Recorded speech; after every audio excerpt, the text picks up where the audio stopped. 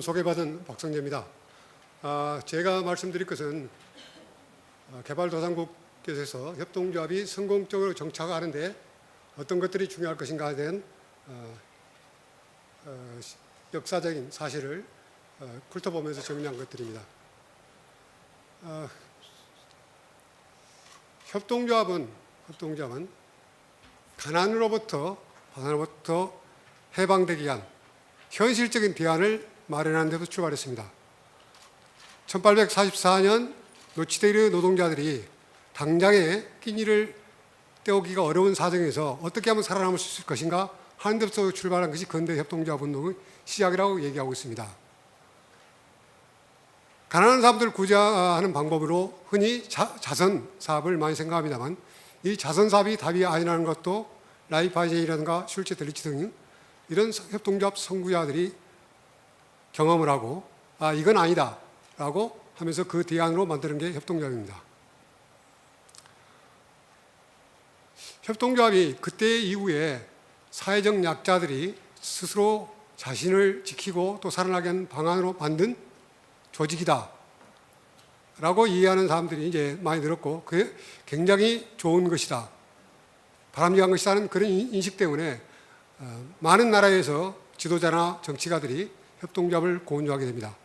그런데 그런 과정에서 협동조합이 실체가 많이 숨겨지고 본질을 잘 이해하지 못한 상태에서 장려하는 경향이 생기고 그것들이 또 실패로 연결됐다고 볼 수 있습니다. 협동조합은 조금 전에 말씀드렸던 것처럼 스스로 자신들이 회사를 만들어가지고 기업을 만들어서 그것을 통해서 자기들이 부족한 것을 채우는 그런 인적 결합체입니다. 여기서 인적 결합체라고 강조하는 이유는 자본주의 사회에서 기업의 형태는 자본을 투자해서 그 자본에 생기는 이윤을 취득할 목적으로 만든 회사, 즉 투자자 소유 기업이 지배적입니다. 협동조합은 그러한 투자자 소유 기업과 달리 어떤 사업을 이용하기 위해서, 즉 생활 필수품을 좋은 제품을 싸게 구입하기 위해서 또는 생산한 농산물을 좋은 가격으로 팔기 위해서 자본에 대한 이윤이 아니라 물건을 구입하거나 물건을 팔기 위해서 만든 사업자들, 그 사람들이 조합원입니다.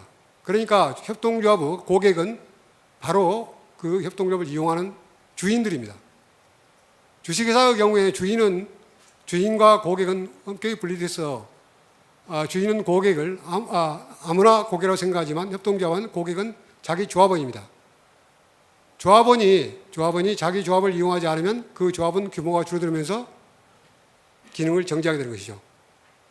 이 차이를 잘 이해하지 못할 경우에 협동조합을 굉장히 이상한 방향으로 생각하고 기대를 하게 됩니다.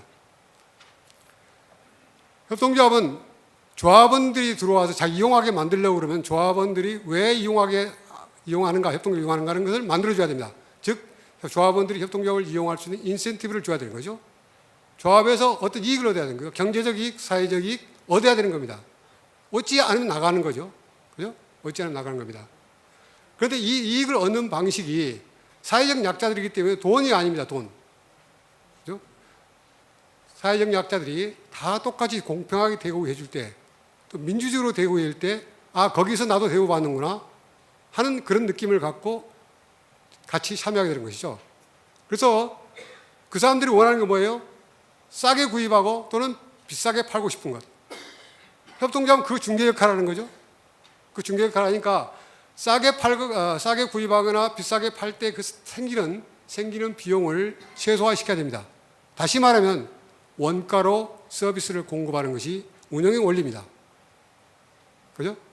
그래서 주식회사는 투자 이윤을 극대화하는 것이 운영의 원리이고 동기이지만 협동조합은 이용을 통해서 그 사람의 목적을 달성하는 것이기 때문에 팔거나 사는 것이기 때문에 그 이용에 들어가서 비용을 줄이는 원가로 제공하는 원가 경영이 원리입니다.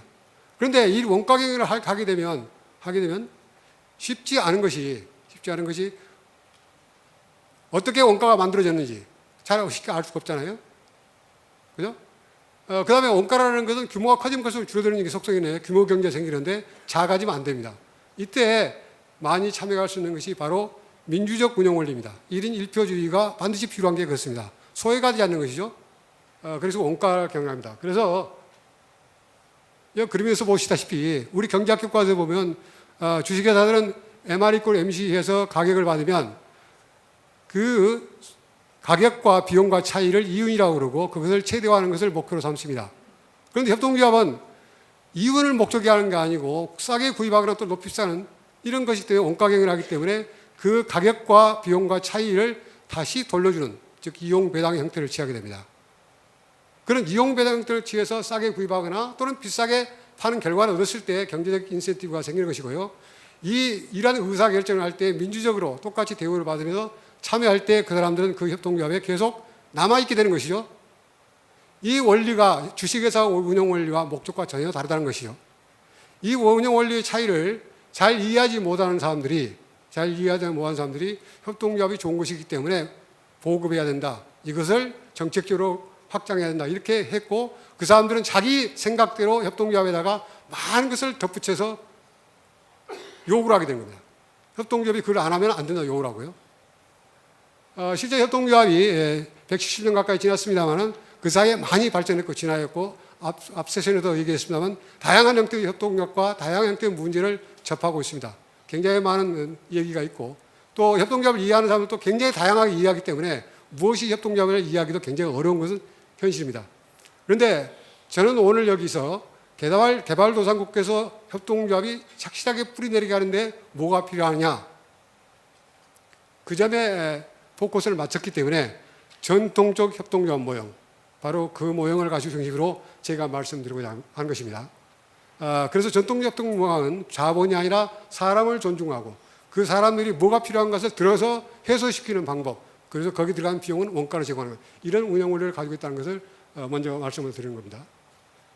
이 요약했던 것이 이 표입니다. 그래서 주식회사는 이윤을 극대화하는 목적을 갖고 있지만 협동조합은 그 조합원들한테 주는 편익을 극대화시키는데 그것은 원가 경영의 원리를 두고 바탕을 두고 있다는 것입니다. 이 조직을 운영하는 때 민주적 의사결정 구조가 협동조합으로서 한 사람이 똑같은 한 표를 가져 너나 나나 똑같은 이런 주의를 취한다면 주식회사 자본주의 기업은 어떻게 합니까? 한 주당 한 표 자본을 많이 가진 사람이 다 지배할 수 있는 이런 구조를 가지고 있습니다. 마지막으로 중요한 것은 주식회사에서는 비용을 제하고 남은 것을 이윤이라고 부릅니다.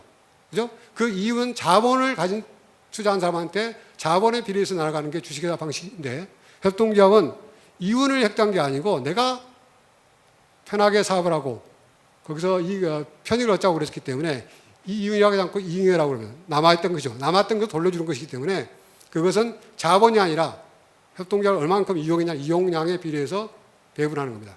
그러니까 전혀 다른 운영 원리죠. 이 다른 운영 원리가 이 협동조합에 제대로 이해하고 접근했을 때는 성패를 결정한다고 저는 그렇게 보고 있습니다. 자, 개발도상국에도 협동조합이 보급된 게 100년이 넘었습니다. 최초에 19세기 말에 인도의 나이파드 협동조합이 영국 식민지 관리들에 의해서 보급된 게 처음이라고 합니다. 그 이후 많은 역사가 지났지만 아직까지도 그렇게 만족할 만한 성과를 거두고 있지 않은 것은 이런 식민지 관료들에 의해서 또는 지도자들에 의해서 일방적으로 그 현지 사정과 관계없이 이식된 문화로서 협동조합을 접목시켰다는 것이 하나 이유가 될 것이고 그리고 그 협동조합을 접목시킨 사람들은 자기들이 기대하는 어떤 결과를 얻기 위해서 협동조합한테 뭘 요구를 하게 되는 것이죠. 지금 말씀드린 것처럼 협동조합이 조합원이 스스로 자기들의 의지로 해서 돌아가는 기업으로 돌리는 게 아니라 그걸 만들고 보급했던 경제 관료가 자기들이 원하는 대로 돌아가도록 간섭을 하게 됩니다. 그죠? 그래서 협동조합 의사결정권을 관리들이 가져가고 지도자가 가져가게 되는 거죠. 거기에 주인인 조합원들은 아무런 영향을 못 미치니까 그리고 그 조합이 주인인 조합한테 무슨 이익을 줄 수 있어야 되는데 이익을 주는 게 별로 없거든요. 시장보다 못하니까 안 들어오게 될 거예요. 이런만 조합들이 많이 있게 됩니다. 이 식민지 협동조합들은 때로는 식민지 원주민들이 이런 협동조합을 만들어 스스로 조직하려고 그러면 거기를 방해하고 탄압한 적도 있습니다. 때로는 식민지 모국의 자본의 대리인으로서 식민지 착취의 앞잡이가 되기도 했습니다. 그건 역사가 아닌 것이죠. 이런 협동조합들은 굉장히 부정적인 인식을 낳게 되었고 독립된 이후에도 많은 독립된 국가들이 협동조합을 경제개발 사업의 대리인으로서 이렇게 삼고자 하고 정책을 적극적으로 보고했습니다만은 식민지 유산을 그대로 받아서 그대로 운영을 했습니다. 오히려 경제개발을 앞당긴다는 미명하에 협동조합의 간섭을 더 강화했습니다. 그래서 강한 푸시에 의해서 일시적으로 협동조합이 많이 늘어난 것 같았습니다만 곧 시장에서 정말 실패를 했죠. 그래서 왜 실패했냐고 조사를 하고 대책을 만들었는데 그 대책도 답과는 정반대 방향으로 왔습니다. 협동조합을 감독이 잘못했다고 해서 감독을 강화하고 정부 관리를 협동조합에 집어넣고 정치인들이 들어갔습니다. 그 결과는 참담했습니다. 그래서 70년 중반 위에는 협동조합이 개도국의 빈곤을 해소하는데 아무것도 기여를 안 했다고 평가를 내리게 됩니다. 그런데 그게 협동조합 자체의 문제가 아니라 협동조합을 잘못 운영했기 때문에 바로 운영하자고 그러고 여러 세계 기관들과 함께 협동조합 지원을 나서게 됩니다. 자료에 의하면 1986년 세계은행이 아프리카에 지원한 농업 관련 지원 사업 중에 50% 이상이 농업협동조합이었다고 합니다.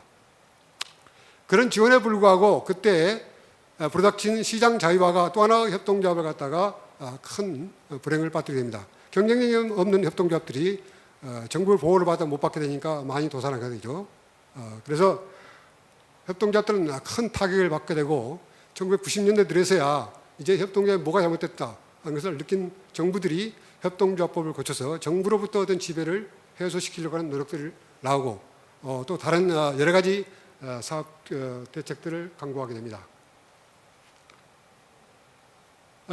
최근의 협동조합들은 이러한 협동조합 본래의 모습으로 돌아가는 노력과 함께 또 다른 협동조합에서 결국 중요한 게 사업을 통해서 조합원들한테 인센티브를 줘야 되는데 인센티브를 어떻게 줄 것이냐 하는 방법을 통해서 앞세션에 나왔습니다만 대기업과 또는 다른 기업과 이 파트너십을 형성해가지고 그 물건을 조달해 준다든지 구입하면서 이렇게 같이 공존하는 이런 방법, 즉 PPP 사업 같은 것들이 진행됐고요. 중국 같은 나라에서는 최근에 얘기했습니다만 도시 마케팅 기업이 농촌 농민들하고 같이 협동조합을 만들어서 경영은 도시 마케팅 조합이 하고 농민들은 전부 땅을 그 협동조합에 임대를 주고 자신은 노동자로 취업해가지고 임금을 받고 지대를 받고 또 출자를 해서 출자 이자를 받은 이런 형태의 실험들을 하고 있습니다. 그래서 중국의 한 마을 전체가 하나의 작물을 증명한 전문화된 대규모 경영을 하고 있는데요. 그것들 또 다른 그 인터넷 기업 같은 데서 마케팅을 서포트를 해줍니다. 그런데 이게 중심에 누가 있냐? 정부가 있습니다. 굉장히 강한 정부가 있고 또 조합원 중에서 강한 대규모 기업과 아무것도 모르고 힘이 없는 영세농들이 조합을 같이 결합되어 있는 상태에서 과연 이게 협동조합 본질적인 민주주의 경영이 될 것인가는 의문으로 있습니다. 하지만 앞으로 지켜볼 일이 봐집니다. 근데 그동안 이렇게 개도국의 협동조합들이 다 실패한 건 아닙니다. 그 중에서 많이 성공한 예가 있습니다. 특히 이게 현지의 작은 협동조직들하고 결합된 신용협동조합들, 저축 신용협동조합이라는데 이런 것들은 성공 사례가 많이 나타나고 있습니다. 아시아, 아프리카 각국에서 활발하게 있고 독일의 DGRV 협동조합 종연맹이 에콰도르에 지원했던 것이라든지 아니면 덴마크가 탄자니아 농촌개발은행에 지원했던 것들 이런 사례들이 성공사로 나타나고 있습니다. 또 하나 특이한 사항은 우간다의 북이수 코퍼티 연맹이라는 데는 커피 생산 농민들의 협동조합 연맹인데요. 이 조합은 54년에 설립해가지고 지금까지 아주 성공적으로 잘 운영하고 있습니다.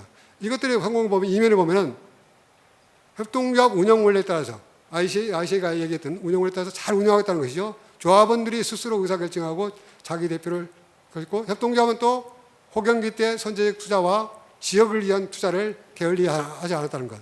그 이후에 굉장히 많은 어려운 상황이 있었음에도 불구하고 협동조합이 살아남을 수 있었던 것은 바로 그런 지역과 조합원들의 지원이 있었기 때문이라는 것들을 보여주고 있습니다. 이제 한국 상황입니다. 한국 상황은 농협에서 그 앞에서 두 세시나 말씀을 드렸기 때문에 이런 간단히 생략하겠습니다. 한 가지 말씀드리자면 농협은 지금 세계적인 큰 협동조합이 됐습니다만 큰 차이점이 뭐냐 하면 다른 나라 협동조합은 다른 것은 농협은 정부가 농민 대상으로 한 협동조합으로 생각했다는 것이죠. 농민을 대상으로. 그러니까 전국 농민이 대상입니다. 앞에 첫 세션에도 황식 박사가 얘기한 것은 특정한 품목들 협동조합이 스스로 일하게 수 있는 전문화된 협동조합을 얘기했습니다만, 한국 같은 나라에서는 워낙 소농들이 여러 가지 작목을 만드는데 전문화된 협동조합이 살아갈 수 있는 여지는 거의 없는 거죠. 그 소농들 전체를 대상으로 한 협동조합을 생각하다 보니까 정부는 굉장히 강력하게 드라이브를 해가서 전국 농민들이 조합원이 되는 협동조합을 구성했고, 그것은 종합농협이 될 수밖에 없었습니다. 농민들이 제일 필요한 것은 조금 팔아서 이익이 되는 판매 사업이 아니라 제일 급한 돈, 제일 고리 사채를 해결하는 것이었기 때문에 금융사업이 제일 중요했고요. 그 금융사업이 경제성장하면서 커지면서 수익원으로서 다른 경제사업 자금을 대줄 수 있었기 때문에 지금 같은 모습으로 되었다고 저는 생각합니다. 그런데 이 체제가 이루어지기까지는 엄청난 시행착오가 있었다는 것이죠. 농협이 농협법을 만들려고 토론을 시작해서 법 만들기 10년 걸렸습니다. 그 다음에 농협법이 만들어서 농협이 문을 연 게 58년인데요. 3년 뒤에 통합을 하고 73년에 가서야 현재와 같은 단위조합 모습을 갖추는, 즉 체제를 갖추고 또 하나의 15년을 보냈습니다. 25년의 세월을 보내서 농협이 체제를 갖추면서 사업으로 굴러갈 수 있는 왔습니다. 그리고 농협은 정체성 이걸 확보하는데 27년 동안을 정부 통제하에 있었습니다. 이런 한국 경험들은 개도국의 시사하는 바가 뭡니까? 하루아침에 모든 게 이루어질 수는 없다. 그죠? 상당히 인내심을 가지고 정부가 꾸준히 또는 농민들이 꾸준히 노력을 해야 된다 하는 것을 시사한다고 볼 수 있겠습니다. 그리고 그 성공의 이면에는 뭐냐면 조합원들이 농업을 이용하면서 뭔가를 가져갈 수 있는 인센티브가 있었다는 것이죠. 그건 뭐냐면 정부로 통제받는 농협이 할 수 있던 건 뭐예요? 사업을 통해서 조합원한테 이익을 줄 수 있었다는 것이죠. 그래서 현재 농협은 농촌의 모든 사업을 거의 장악하고 있습니다. 학문적으로 봐서 이게 좋은 게 나쁜 게 또 한번 따져봐야겠지만 결과적으로는 지금 그런 상태에 와 있습니다. 한국에는 신용협동조합, 신협이라는 게 있습니다. 이것은 순수히 민간인에 의해서 자발적 운동으로 성장을 해서 아시아에서는 제일 앞서가는 신협으로 성장했습니다. 이건 바로 서구 선진국들이 했던 그대로 길을 따라왔습니다. 정부 지원이 없었습니다. 그죠? 이 모습은 하나가 중요했던 것은 그 조합을 만들 때 조합원들한테 협동조합은 무엇이다, 협동조합은 어떻게 운영된다, 그러니 이렇게 여러분이 협조한다면 우리는 무언가를 해결할 수 있다는 같이 토론하고 공부를 해서 그러면 들어오겠느냐. 그래서 교육 후에 그 사람 확인을 받아서 조합원 가입시킵니다. 나중에 들어오는 사람도 마찬가지입니다. 그래서 선교육 후 가입 원칙을 철저히 지켜서 협동조합 운동 정신에 따라서 했습니다. 그 결과가 지금의 신용협동조합을 만들어냈습니다. 그러나 이게 혼자만 되는 게 아니고 그런 협동조합을 도와줄 여러 가지 지원 조직이 필요합니다. 회계장부부터 시작해가지고요, 자금관리, 그죠? 여러 가지 협동조합의 이론 이런 것들을 가르치는데 이런 서포팅 조직들이 필요하고 그래서 스스로 만들어갑니다. 그리고 전체적으로 지휘할 수 있는 탑타워를 필요했습니다. 그게 바로 연합회, 전국연합회를 만들었죠. 이런 전국연합회의 기능들은 전체를 관리 감독하고 또는 기술을 자문할 수 있는 이런 것들이고, 그죠? 또 다른 게 합쳐서 사업을 돌릴 수 있는, 규모를 키워서 이익을 얻을 수 있는 이런 것들입니다. 바로 협동조합의 가장 중요한 특징 중 하나가 성장 전략으로 주식회사처럼 인수합병하는 다른 기업을 잡아먹는 것이 아니라 다른 조합과 독립성을 유지하면서 하나의 법인체를 만드는 연합회 전략입니다. 연대 전략. 이것을 충실히 지킨 신용협동조합은 성공을 했습니다. 이상과 같이 짤막하게 개도국과 한국의 역사를 짚어봤습니다. 거기서 시사하는 바는 이렇습니다. 첫 번째, 협동조합이 무엇인지 정확하게 이해하고 협동조합을 장려하고 공부하자. 두 번째, 협동조합은 기업체다. 사업이 없으면 존재 이유가 없다. 사업이 있어야 된다. 그죠? 그 사업이 있어야 되는데 사업은 시장에서 경쟁에서 살아남아야 됩니다. 처음에 제가 말씀드린 거 뭐예요? 가난을 구제하는 것은 자선이 아니라고 그랬잖아요. 스스로 만들어가는. 그러니까 경쟁에 살아남으면 그 사업이 적정 규모 또는 적절한 사업 간의 결합이 필요합니다. 그다음에 혼자 커갈 수가 없습니다. 여럿이 같이 커갑니다. 그래서 플렉서블한 연합 전략이 필요합니다. 협동조합은 연합회 구조가 있다는 것이 가장 특징입니다. 그다음에 정부가 현명하게 지원을 해줘야 됩니다. 제도적 뒷받침, 법적이라든가 여러 가지 제도적 지원 이런 것들을 해주고 초창기에 풀뿌리 시대의 어려운 점을 정부가 나서서 해결할 수 있어야 됩니다. 당장의 보조금이나 돈이 아닙니다. 그다음에 외부에서 지금 5대1을 얘기하고 있습니다. 외부 지원 기관들이 절대적으로 많은 것을 지원해 줘야 됩니다만 이것도 얼마만큼 지원해 줄 것인가 문제가 아니라 무엇을 지원해 줘야 하고 무엇이 필요한가를 알아서 거기에 맞춰지고 또 그 사람들이 자발적으로 의지를 담아가지고 해결하는 노력을 결합시켰을 때 가능하다는 것입니다. 네, 시간이 많이 갔기 때문에 나머지 결론을 자료로 내시하겠습니다. 이상입니다.